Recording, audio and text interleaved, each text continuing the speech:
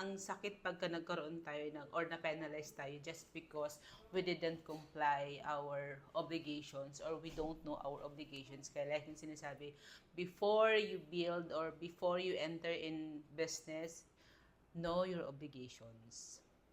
And number 4 is register your new employees sa mga government mandatories like SSS, Pag-ibig, PhilHealth.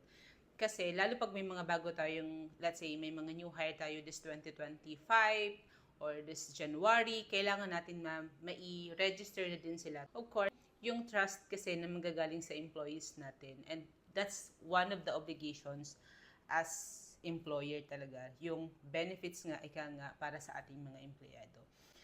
Once na nagko-comply tayo ng benefits, mas madali rin para sa atin or hindi tayo magkakaroon ng, hindi tayo mapapenalize again. It's all about doing the right thing pag nag-business tayo.